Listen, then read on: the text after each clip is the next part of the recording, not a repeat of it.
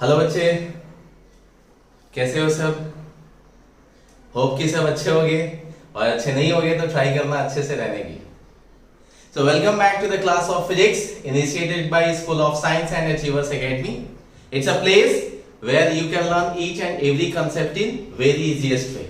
और मैं सुनील गुप्ता आपको पढ़ाने जा रहा हूँ फिजिक्स का इलेक्ट्रोस्टैटिक। बहुत ही अच्छा चैप्टर है और उसका बहुत ही प्यारा सा टॉपिक है गॉस लॉ।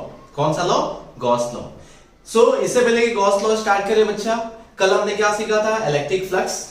मैंने काफी डिटेल में जाके एक्सप्लेन किया था।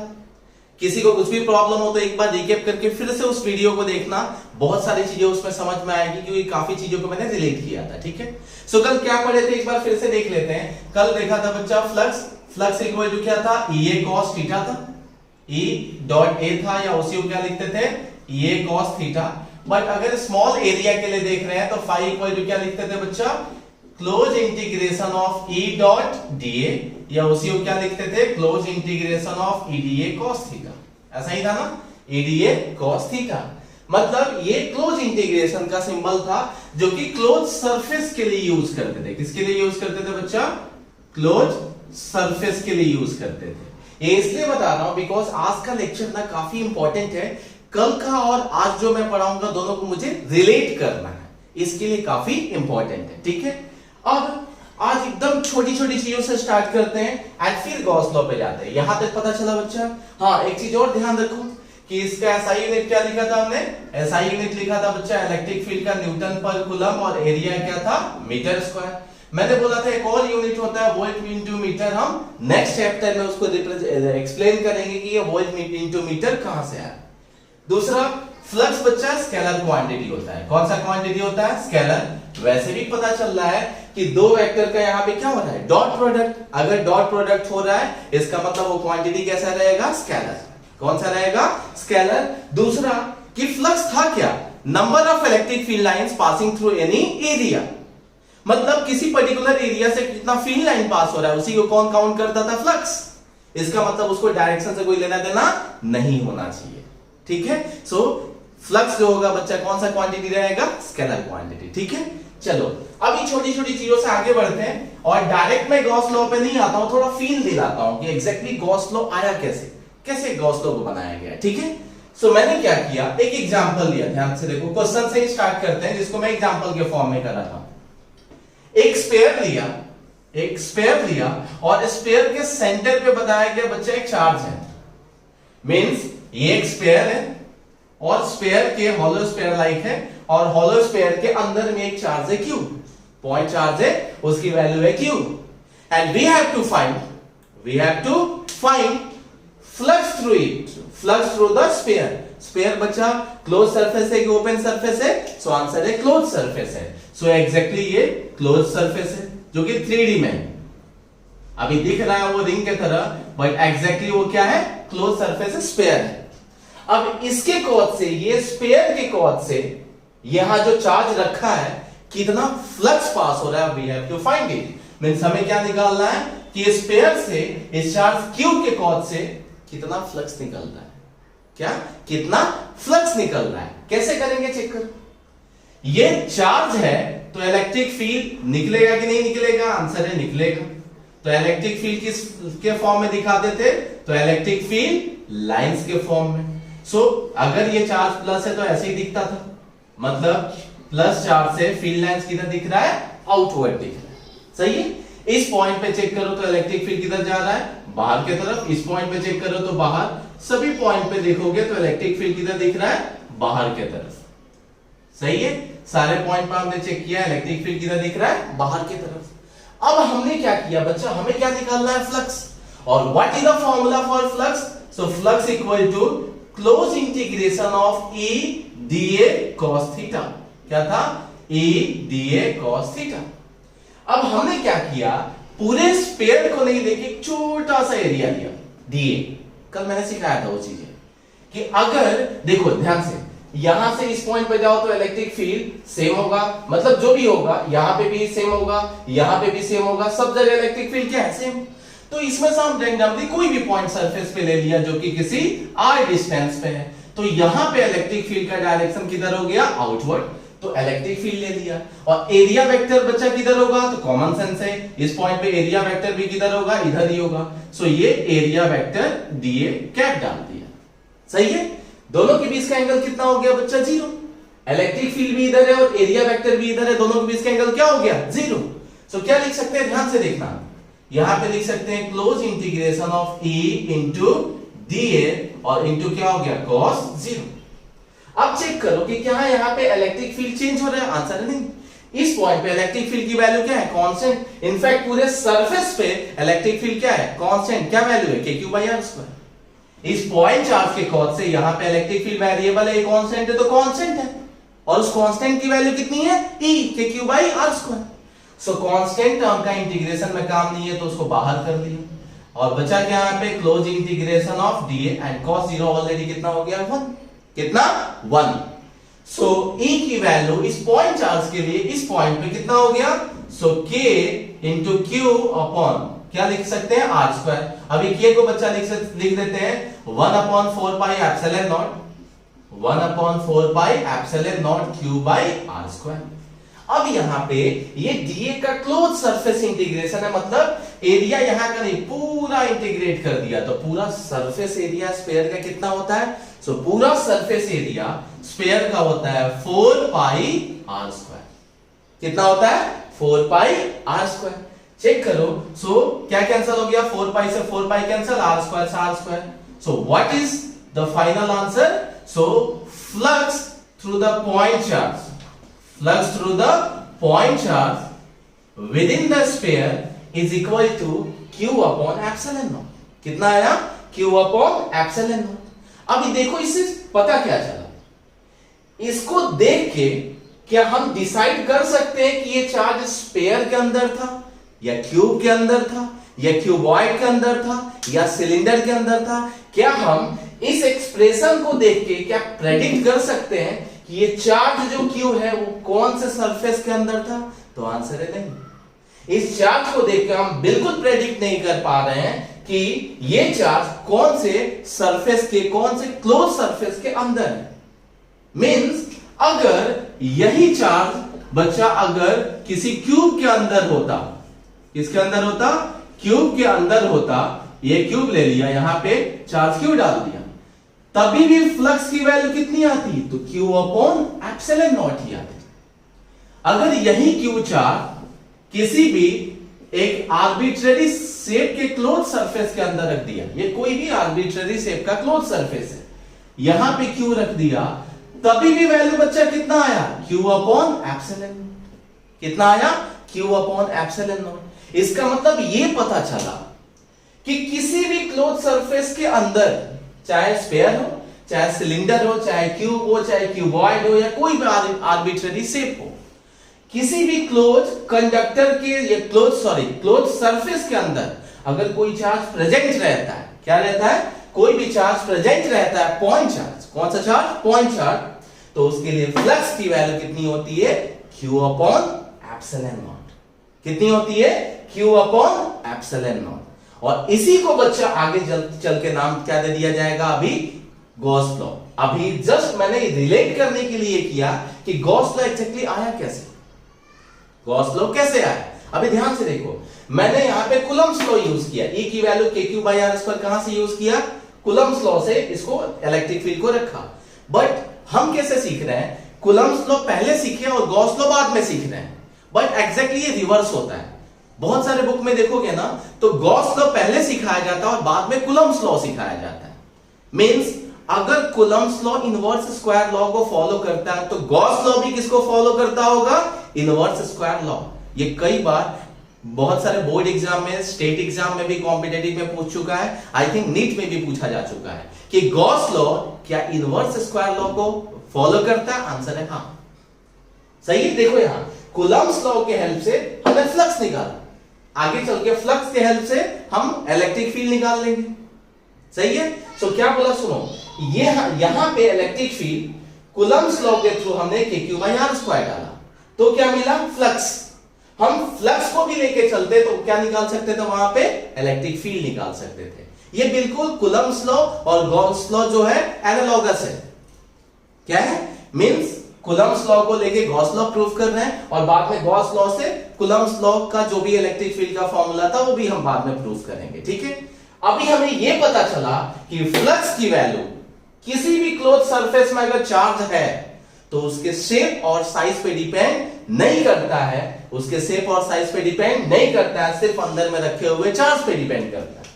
थोड़ा और देख लो, अगर ये स्फीयर यहां पे ऐसा था, देखो यहां ये Q था और यहां स्फीयर का रेडियस कितना था R था, तो फ्लक्स की वैल्यू हमने कितना रखा था Q अपॉन एप्सिलॉन नॉट। अगर ये स्फीयर सपोज यहां 2R का रेडियस हो जाता, कितना 2R का, तो क्या फ्लक्स की वैल्यू अलग होती है? आंसर है नहीं। फ्लक्स क्या है? Number of field lines passing through area. अगर इससे 100 फील्ड लाइंस निकल रहे हैं तो इससे भी कितने निकलेंगे 100 ही निकलेंगे। इसका मतलब अभी भी फ्लक्स की वैल्यू कितनी रहेगी? सो आंसर है Q अपॉन एप्सिलॉन नॉट। इससे ये पता चला कि ये जो फ्लक्स है वो इंडिपेंडेंट है। क्या है? इंडिपेंडेंट है, independent of radius and area. Radius and area मतलब तुम कौन सा सरफेस रखे हो, उसका सरफेस एरिया क्या है, उसका रेडियस क्या है, उससे इंडिपेंडेंट है। बस यही ध्यान रखना है कि वो चार्ज सरफेस के अंदर होना चाहिए, सरफेस के क्लोज होना चाहिए, ठीक है। इतना समझा पाया मैं? अरे हाँ या ना? देखो ध्यान से, हमने ये देखा इसमें कि किसी भी चार्ज को, पॉइंट चार्ज को किसी भी क्लोज सरफेस के अंदर रखेंगे तो उसकी फ्लक्स की value Q upon epsilon not होगी, शेप और साइज पे डिपेंड नहीं करेगा, वो इंडिपेंडेंट ऑफ क्या रहेगा? Radius and area. Radius and area, ठीक है। यहां तक है। अब इसी से रिलेटेड अब थोड़ा सा एक और पॉइंट लिखते हैं जो कि काफी कंफ्यूजिंग होता है, ठीक है। सो एक बार ये कॉपी पेस्ट कर लेना और इसी में देखो कि अब मैं एक और पॉइंट सिखा रहा हूं। क्या सिखा रहा हूं? ध्यान से देखो कि अगर, ध्यान से देखो क्या कर रहा हूं, ये एक अगेन क्लोज सरफेस लिया जो कि स्फेरिकल है, लेट स्फीयर है। क्या है बच्चा? स्फीयर, ये उसका सेंटर, और चार्ज यहां पे रख दिया, एक पॉइंट चार्ज Q रख दिया। ध्यान से देखना, एक और एग्जांपल मैंने लिया, एक स्फीयर है और उसके आउटसाइड में, इससे पहले कहां पे रखा था? इनसाइड रखा था, अब आउटसाइड चार्ज को रखा और अब पूछा गया कि what is the value of flux due two point charge passing through the sphere. मतलब इस पॉइंट चार्ज के कॉज से इस स्फीयर के थ्रू कितना फ्लक्स निकलेगा, कितना फ्लक्स आएगा, सही है। तो ध्यान से देखना मैं क्या कर रहा हूं। इसको जब सॉल्व करने गए तो ध्यान से देखिए, तो ये पॉइंट चार्ज से बहुत सारे इलेक्ट्रिक फील्ड लाइंस निकल रहे होंगे। क्या निकल रहे होंगे?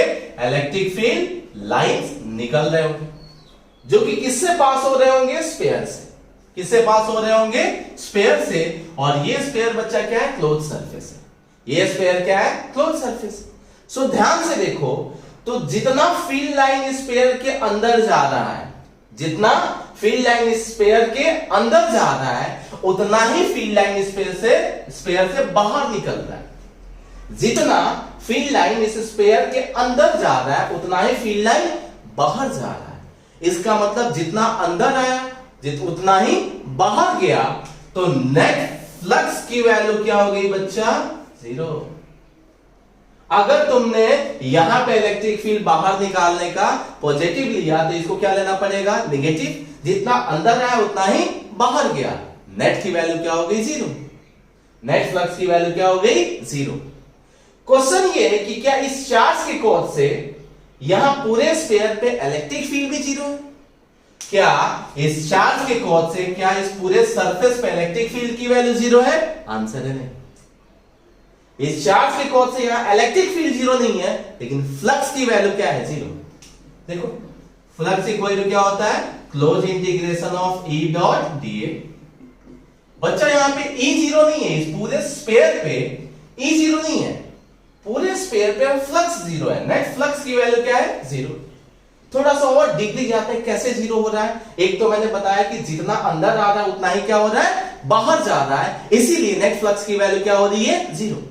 थोड़ा सा और देखते, इस इलेक्ट्रिक फील्ड लाइन पे 2 पॉइंट देखते हैं, एक यहां पे एंटर हो रहा है वो पॉइंट, और जो लीविंग हो रहा है वो पॉइंट। जैसे जैसे डिस्टेंस बढ़ता है, पॉइंट चार्ज के इलेक्ट्रिक फील्ड की वैल्यू क्या होती है? चेंज होती है। पता है KQ/R² होता है, तो यहां डिस्टेंस कम है तो यहां का इलेक्ट्रिक फील्ड हमने E1 ले लिया, और यहां का इलेक्ट्रिक फील्ड बच्चा डिस्टेंस ज्यादा हो गया तो वो ले लिया E2। यहां पे भी डायरेक्शन इलेक्ट्रिक फील्ड E1 का इधर है, मतलब ये E1 है और ये क्या है बच्चा E2। अब इस पॉइंट पे एरिया वेक्टर देखो, तो एरिया वेक्टर क्या होता है, जो सरफेस से परपेंडिकुलर। तो इस पॉइंट का एरिया वेक्टर ले लिया A1 और इस पॉइंट पे एरिया वेक्टर सरफेस से परपेंडिकुलर ये क्या ले लिया E2। ध्यान से देखना मैं क्या कर रहा हूं। इलेक्ट्रिक फील्ड यहां पे E1, यहां पे E2, इस पॉइंट पे एरिया वेक्टर A2 और इस पॉइंट पे A1। ठीक है, इनके बीच का एंगल सपोज ये ले लिया θ2 और इनके बीच का एंगल ले लिया ये θ1। क्या ले लिया, θ1। अब ध्यान से देखा तो ये पॉइंट के कोण से फ्लक्स φ1 आएगा। क्या आएगा, φ1, और उसकी वैल्यू क्या हो गई, close integration of E1 dot dA। Close integration of E1 dot dA 1 ले लिया, बट दोनों का एरिया ऑफ क्रॉस, यहां पे दोनों का जो एरिया रहेगा छोटा वो क्या रहेगा, सेम, इसलिए dA लिखा। अब इसकी वैल्यू क्या लिख सकते हैं बच्चा, E1 dA इंटीग्रेशन ऑफ क्या लिख सकते हैं, E1 dA cos θ1, क्योंकि इनके बीच का एंगल क्या है, θ1। φ2 की वैल्यू क्या निकालेंगे बच्चे, कैसे लिखेंगे, close integration of E2 dot dA और उसी को क्या लिख सकते हैं, close integration of E2 dA cos θ2, cos θ2। अब देखो होगा क्या, नेट फ्लक्स की वैल्यू कैसे निकलेगी, φ1 प्लस φ2, मतलब इन दोनों फ्लक्स की वैल्यू को ऐड करेंगे तो क्या निकलेगा, नेट फ्लक्स। अब चेक करो इनके बीच का एंगल 90 से कम है कि ज्यादा है, तो आंसर है 90 से कम है। क्या है, 90 से कम है, मतलब cos थीटा पॉजिटिव में होगा, मतलब θ2 की वैल्यू 90 से कम है, इसका मतलब ये किस में होगा बच्चा, पॉजिटिव में होगा। किस में होगा, पॉजिटिव में। इसमें चेक करो ये एंगल 90 से कम है कि ज्यादा है, तो आंसर है 90 से ज्यादा है। और cos 90 प्लस थीटा क्या होता है, माइनस साइन थीटा, मतलब ये θ1 जब रखेंगे तो cos 90 प्लस थीटा करेंगे तो क्या आएगा, माइनस साइन थीटा। इसका मतलब वैल्यू तो अलग आएगी लेकिन एग्जैक्टली वो आएगी, वो कैसे आएगी, निगेटिव। कैसे आएगी वो, नेगेटिव में। और जब कैलकुलेट एग्जैक्टली किया जाता है तो इसकी वैल्यू टोटल देखो, E1 अलग है, E2 अलग है, वैसे ही यहां पे साइन थीटा आ जाएगा क्योंकि cos 90 प्लस थीटा कर रहे हैं, और यहां पे क्या रहेगा, cos थीटा। मतलब E1 की वैल्यू है, ये भी अलग है, बट ओवरऑल ये वैल्यू और ये वैल्यू क्या हो जाती है, सेम। क्या हो जाती है, सेम। और एक पॉजिटिव में और दूसरा क्या है, नेगेटिव में है, इसका मतलब नेट फ्लक्स की वैल्यू क्या हो जाती है, 0। इसका मतलब नेट फ्लक्स की वैल्यू बच्चा क्या हो जाती है, 0।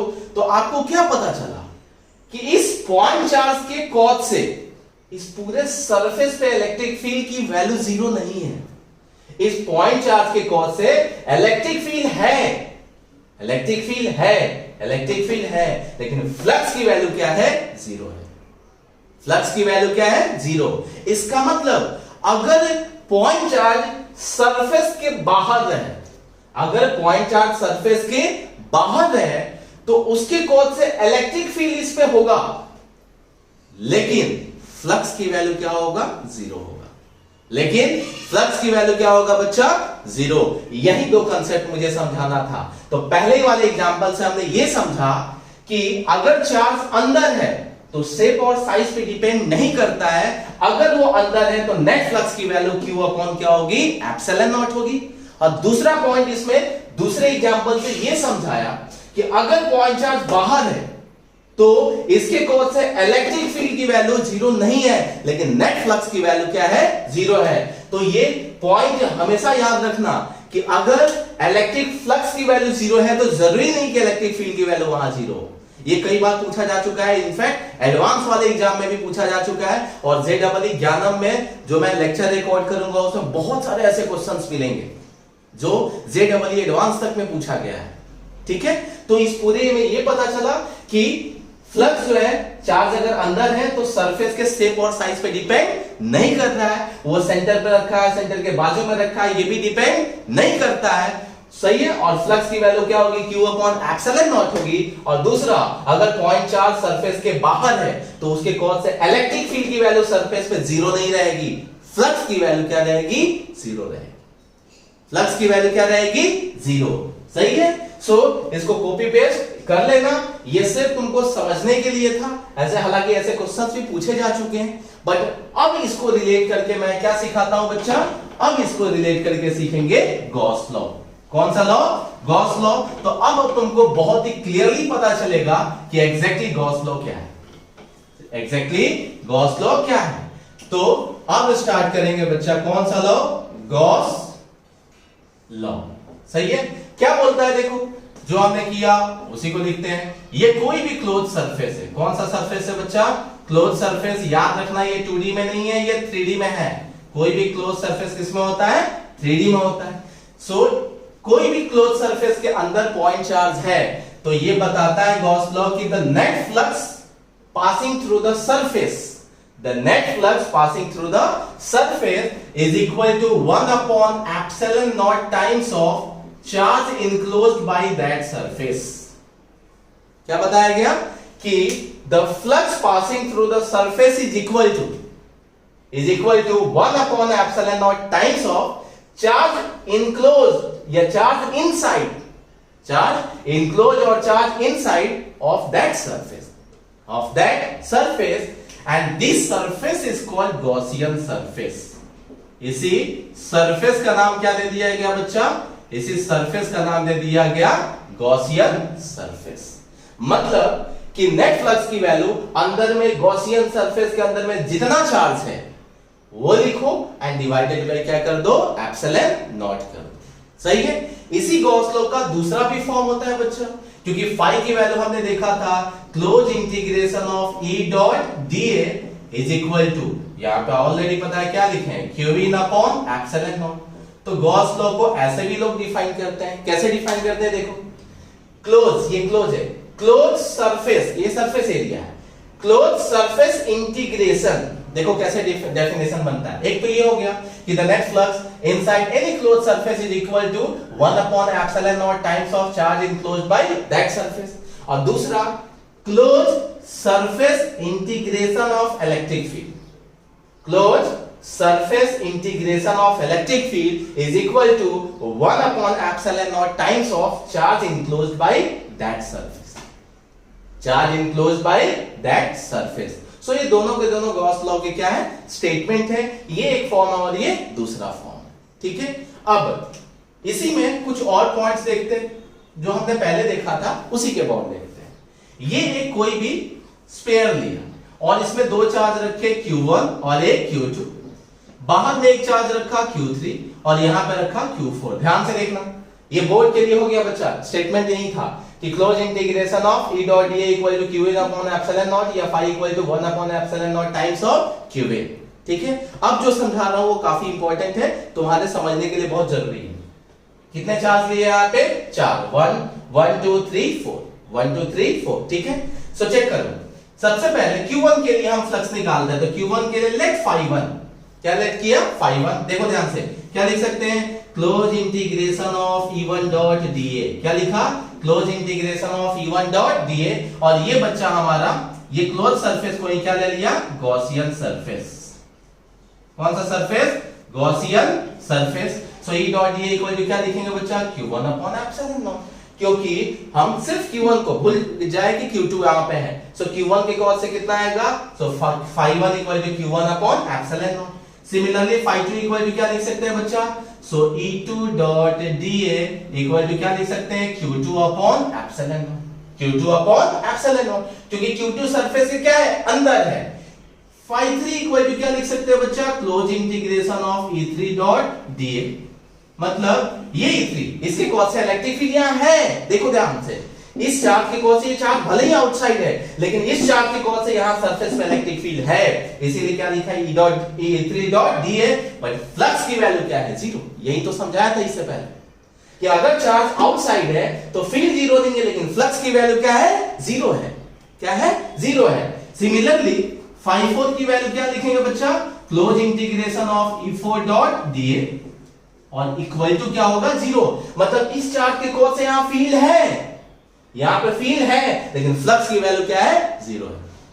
अब इसे काम करो, चारों को ऐड कर दो, तो नेट फ्लक्स इक्वल टू क्या लिख सकते हैं बच्चा? phi net इक्वल टू लिख सकते हैं phi1 plus phi2 plus phi3 and plus phi4। मतलब ध्यान से देखो तो सब में कॉमन क्या है, E1, यहाँ पे dA सब में क्या है, कॉमन है। तो इसी को कैसे लिख सकते हैं, close integration of E1 vector E1 plus E2 plus E3 plus E4 dot dA equal to, इसमें चेक करो क्या कॉमन है, सो 1/ε0। तो क्या बचा, यहां तो जीरो ही है, तो यहां पे क्या बचा बच्चा, Q1 plus Q2 plus 0 plus 0/ε0।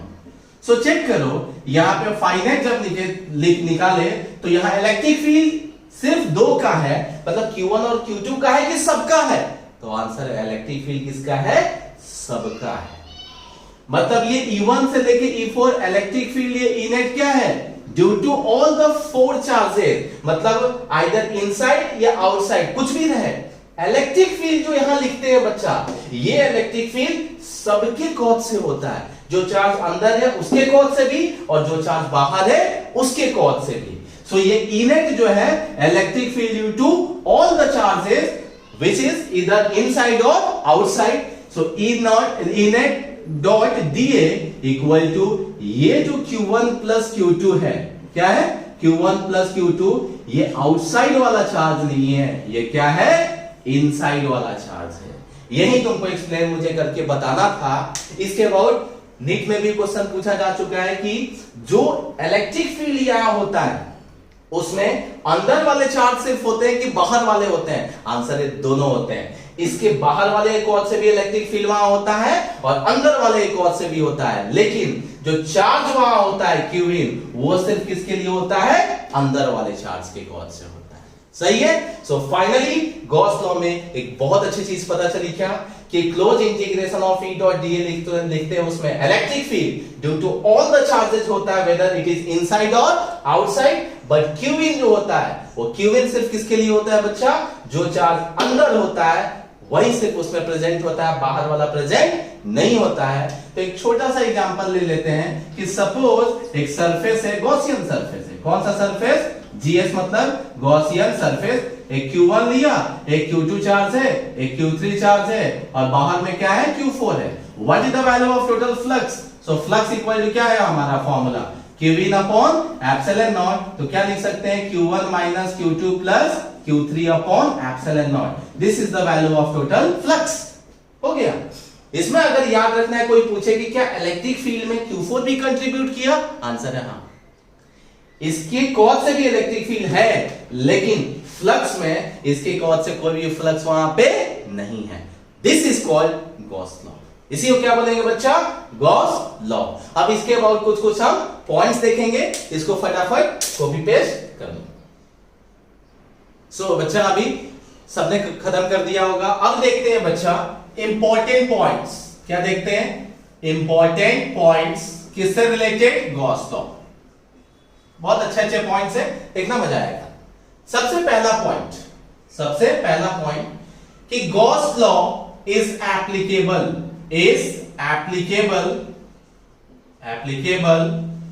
For closed surface only, मतलब अगर ओपन सरफेस रहे तो क्या करना है तुमको उसको क्लोज करना है, तभी क्या अप्लाई कर सकते हो, गॉस लॉ अप्लाई कर सकते हो, अदरवाइज नहीं कर सकते। इसके बाद क्वेश्चन भी मैं कराऊंगा, एग्जांपल से बताऊंगा। अभी पता चला कि Gauss law is applicable for closed surface only, मतलब ओपन सरफेस के लिए एप्लीकेबल नहीं होगा। सही है। ओपन सरफेस है तो तुमको कुछ भी करके उसको क्या करना है, उस चार्ज को क्लोज सरफेस करना है। ठीक है। मींस दूसरा पॉइंट इसी से आ गया कि वो क्लोज सरफेस क्या हो सकता है, याद करो, that surface is called Gaussian surface. मैंने बताया था इसी सरफेस को क्या बोलते हैं, गॉसियन सरफेस। सो गॉसियन सरफेस क्या हो सकता है, तो गॉसियन सरफेस क्यूब हो सकता है, वो गॉसियन सरफेस स्फेयर हो सकता है, वो गॉसियन सरफेस सिलेंडर हो सकता है। हम जैसे हमारे नीड के अकॉर्डिंग होता है, ठीक है, सिलेंडर हो सकता है, वो गॉसियन सरफेस पैरेललोपाइड हो सकता है। सही है, एक्सेट्रा। मतलब गॉसियन सरफेस हमारे अकॉर्डिंग हमें चूज करने का पूरा एकदम फ्रीडम दिया गया है, हम जो चाहे ले सकते हैं, बट उसमें सिमेट्री पता चलना चाहिए, सिमेट्री ऑफ चार्ज पता चलना चाहिए। क्वेश्चन है लो, अब ये सिमेट्री ऑफ चार्ज क्या है? सेकंड पॉइंट पता चला गॉसियन सरफेस। गॉसियन सरफेस क्या क्या हो सकता है? क्यूब भी हो सकता है, स्फीयर भी हो सकता है, सिलेंडर भी हो सकता है, पैरेललोपाइड भी हो सकता है, और भी कुछ अगर उस पर्टिकुलर सिमेट्री को रिप्रेजेंट कर रहा है वो भी हो सकता है। ठीक है, तो जनरली हम क्यूब, स्फीयर, सिलेंडर और पैरेललोपाइड लेते हैं। ठीक है, अब बताया जैसा मैंने बोला कि सिमेट्री को ध्यान रखना है। क्वेश्चन है कि what is the meaning of symmetry.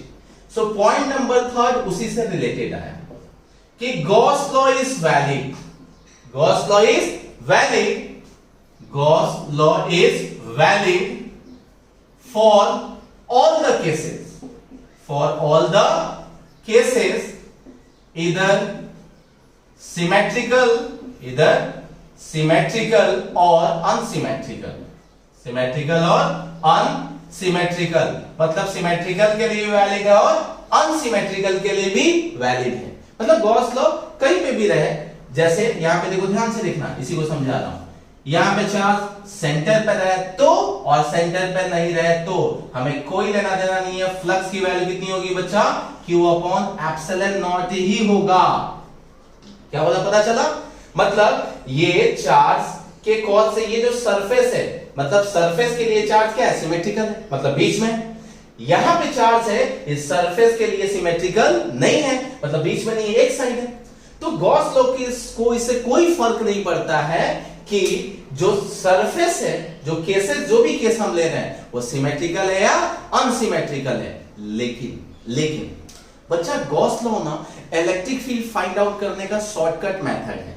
हमने कूलम्स लॉ से ना बहुत सारे, जो याद है यूनिफॉर्म चार्ज डिस्ट्रीब्यूशन वाले रॉड रिंग का जो इलेक्ट्रिक फील्ड निकाला था, बहुत बड़े बड़े डेरिवेशन थे, उसको बहुत ही शॉर्ट में कर सकते हैं, उसको बहुत ही शॉर्ट में किया जा सकता है। बट क्या है देखो, बट गॉस लॉ सिर्फ और सिर्फ सिमेट्रिकल केसेस में इलेक्ट्रिक फील्ड को हम फाइंड करने के लिए यूज कर सकते हैं। ध्यान से सुनो, गॉस लॉ वैलिड है, मतलब फाई इक्वल टू जो लिखे थे close integration of what E dot dA equal to Q upon epsilon naught, ये सबके लिए वैलिड है, कोई टेंशन नहीं है। फ्लक्स हम कभी भी निकाल सकते हैं, चाहे सिमेट्रिकल हो या चाहे सिमेट्रिकल नहीं हो। लेकिन इलेक्ट्रिक फील्ड गॉस लॉ से तभी निकाल सकते हैं जब चार्ज सिमेट्रिक हो, मतलब चार्ज ऐसे जगह पे हो जिसके कॉज से पूरे सरफेस पे इलेक्ट्रिक फील्ड सेम होना चाहिए। यहां पे देखो लिख रहा हूं, but electric field due to Gauss law cannot find everywhere, मतलब गॉस लॉ से तुम फ्लक्स सब जगह निकाल सकते हो, लेकिन इलेक्ट्रिक फील्ड गॉस लॉ से हर जगह नहीं निकाल सकते हो। कब निकाल सकते हो? जब हाईली सिमेट्रिकल रहे, मतलब जब हाईली सिमेट्रिकल केस रहे तो ही निकाल सकते हैं, अदरवाइज इलेक्ट्रिक फील्ड नहीं निकाल सकते। मैं एग्जांपल से बहुत कुछ कराऊंगा, इसमें देख लो ये हाईली सिमेट्रिकल का मतलब क्या है। इस पॉइंट चार्ज के कॉज से देखो, यहां पे फील्ड, यहां पे फील्ड, यहां पे फील्ड, यहां पे फील्ड, कहीं पे भी सरफेस पे देखो फील्ड सेम है कि अलग है? तो आंसर है सेम है। आंसर क्या है? सेम है। इसका मतलब ये चार्ज को जब सेंटर पे रखा गया है तो इस पूरे सरफेस पे इलेक्ट्रिक फील्ड की वैल्यू क्या है? सेम है। इसका मतलब that case is called symmetrical. इसी केस को क्या बोलते हैं बच्चा? सिमेट्रिकल बोलते हैं। इसका मतलब इलेक्ट्रिक फील्ड हम फाइंड आउट कर सकते हैं। इसका मतलब यहां पे चार्ज रखा है तो इलेक्ट्रिक फील्ड फाइंड आउट कर सकते हैं। लेकिन इस चार्ज की कॉज से देखो, इस चार्ज की कॉज से इलेक्ट्रिक फील्ड क्या पूरे सरफेस पे, क्या इस चार्ज की कॉज से इलेक्ट्रिक फील्ड पूरे सरफेस पे सेम है? आंसर है नहीं, इधर ज्यादा होगा और इधर क्या होगा? कम होगा। So that is the case of unsymmetrical case. ये क्या है बच्चा? अनसिमेट्रिकल केस है। इसमें तुम इलेक्ट्रिक फील्ड जो है गॉस लॉ के हेल्प से फाइंड आउट नहीं कर सकते हो। क्या बोला, पता चला? मतलब फ्लक्स तुम सब जगह फाइंड आउट कर सकते हो, मतलब गॉस लॉ एप्लीकेबल है, चाहे सिमेट्रिकल है चाहे अनसिमेट्रिकल है। मतलब गॉस लॉ एप्लीकेबल है, तुम फ्लक्स फाइंड आउट कर सकते हो, लेकिन इलेक्ट्रिक फील्ड सभी जगह तुम फाइंड आउट नहीं कर सकते हो। अगर चार्ज सेंटर पे है मतलब इलेक्ट्रिक फील्ड पूरे सरफेस पे, चार्ज कहीं पे भी हो, अगर इलेक्ट्रिक फील्ड सरफेस पे, आगे बहुत सारे क्वेश्चन आएंगे, इलेक्ट्रिक फील्ड अगर सरफेस पे सेम है so that is called symmetrical। मतलब उस केस में तुम गॉस लॉ के हेल्प से, गॉस लॉ के मदद से इलेक्ट्रिक फील्ड फाइंड आउट कर सकते हो। लेकिन अगर वो सिमेट्रिकल नहीं रहे, हर एक सरफेस पे, हर एक पॉइंट पे इलेक्ट्रिक फील्ड सेम नहीं रहे, इसका मतलब इलेक्ट्रिक फील्ड वहां पे फाइंड आउट नहीं कर सकते हो। गॉस लॉ तो एप्लीकेबल है ही भाई, लेकिन इलेक्ट्रिक फील्ड फाइंड आउट नहीं कर सकते हो। इलेक्ट्रिक फील्ड फाइंड आउट नहीं कर सकते हो। क्या बोला, पक्का पता चला? अरे यस और नो देखो, क्या बोला पता चला? सिमेट्रिकल के लिए कर सकते हैं, अनसिमेट्रिकल के लिए भी कर सकते हैं क्या, गॉस लॉ का यूज, लेकिन इलेक्ट्रिक फील्ड सिर्फ सिमेट्रिकल केसेस में फाइंड आउट किया जा सकता है। ठीक है, पक्का।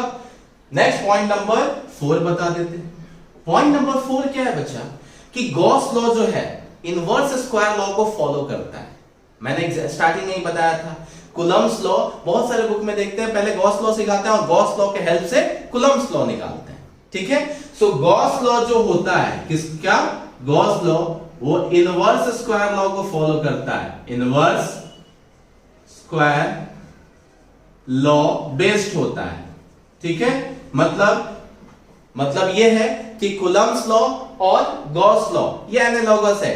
कूलम्ब्स लॉ से हम गॉस लॉ भी बना सकते हैं, प्रूफ मैंने किया था, और गॉस लॉ से कूलम्ब्स लॉ भी प्रूफ कर सकते हैं। मींस दोनों के दोनों किसको फॉलो करते हैं, इनवर्स स्क्वायर लॉ को।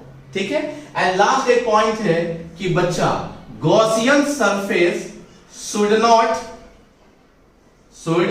Not pass through point charge, through any point charge. मतलब गॉसियन सरफेस किसी भी पॉइंट चार्ज से पास नहीं होना चाहिए। क्यों? क्योंकि बच्चा देखो, पॉइंट चार्ज पे गॉसियन सरफेस का मतलब क्या होता है कि उस पर्टिकुलर पॉइंट पे तुम इलेक्ट्रिक फील्ड फाइंड आउट कर रहे हो। अगर पॉइंट चार्ज से गॉसियन सरफेस पास हो गया, अभी पॉइंट चार्ज पे मतलब कहीं चार्ज पे हम फील्ड थोड़ी निकालते हैं, हम तो किसी पॉइंट पे निकालते हैं। अब पॉइंट चार्ज के लिए इलेक्ट्रिक फील्ड का फॉर्मूला बच्चा ध्यान करो क्या होता था, KQ/R²। अब गॉसियन सरफेस इसी पे पास हो गया, मतलब R की वैल्यू क्या हो जाएगी, इसी पॉइंट पे पास हो गया तो R की वैल्यू 0, मतलब हम इलेक्ट्रिक फील्ड वहां पे काउंट नहीं कर पाएंगे, फाइंड आउट नहीं कर पाएंगे। क्या बोला पता चला? अगर गॉसियन सरफेस इस पॉइंट चार्ज से पास हो गया तो हम उस पॉइंट पे इलेक्ट्रिक फील्ड की वैल्यू फाइंड आउट नहीं कर सकते हैं। इसीलिए बताया जाता है कि गॉसियन सरफेस पॉइंट चार्ज से पास नहीं होना चाहिए, sorry, through any point charge. सही है, किसी पॉइंट चार्ज से पास हो गया तो R की वैल्यू 0 दिखेगी, इलेक्ट्रिक फील्ड को हम डिफाइन नहीं कर सकते हैं, इलेक्ट्रिक फील्ड को डिफाइन नहीं कर सकते हैं। सो ये बेसिक 5 पॉइंट है जो आपको हर लेवल के लिए जरूरी है। ठीक है, चलिए इसको नोट डाउन फटाफट कर लो। सो बच्चा एक टाइम पास क्वेश्चन देखते हैं। VVI फॉर मैंने बोर्ड लिख दिया है क्योंकि बोर्ड वाले को पता नहीं इस क्वेश्चन में क्या अच्छा लगता है कि बहुत बार घुमा घुमा के इसी क्वेश्चन को पूछते हैं। क्या पूछते हैं देखो, show that with the help of suitable example that outward flux due to a point charge q within a closed surface is independent of its size or shape and given by q upon epsilon naught। मतलब q के लिए, किसी charge q के लिए जो flux निकलता है किसी सरफेस में वो independent of its shape and size होता है, उसकी value q upon epsilon not होती है।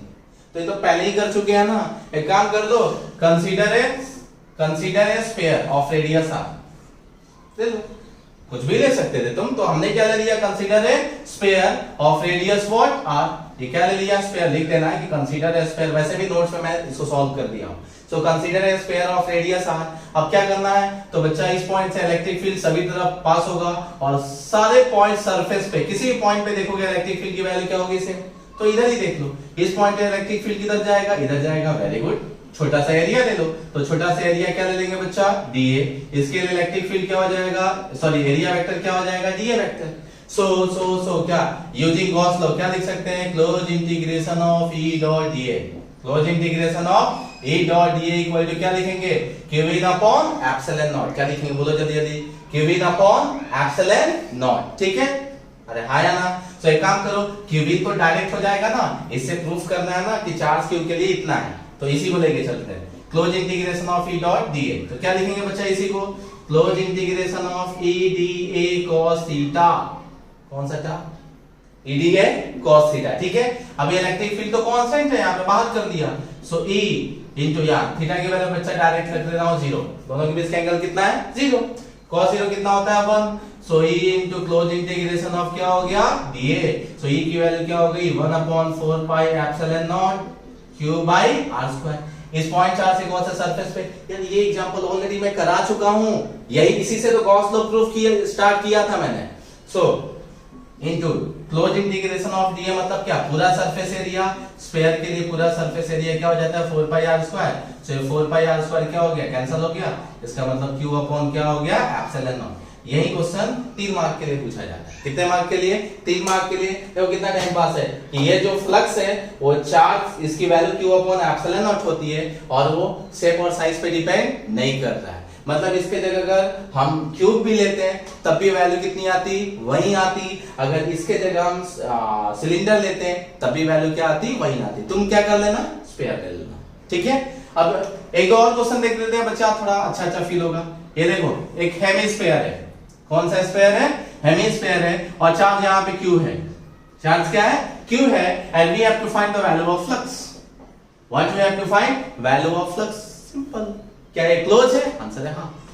क्या ये क्लोज है, आंसर है हाँ। सो फ्लक्स की वैल्यू सिंपल Q अपॉन क्या हो गया एप्सिलॉन नॉट, कोई दिमाग लगाने वाली बात नहीं थी। दूसरा एग्जांपल देखो बच्चा, सेम एक हेमिस्फीयर लिया, ये डिस्क नहीं है, हेमिस्फीयर है, ये भी हेमिस्फीयर है, और चार्ज को थोड़ा सा जस्ट थोड़ा सा बाहर रखा है, थोड़ा सा क्या रखा है, बाहर रखा है। अब पूछा है कि अब वैल्यू ऑफ फ्लक्स क्या होगा, आंसर कुछ नहीं होगा, वैल्यू ऑफ फ्लक्स की वैल्यू क्या हो जाएगी 0।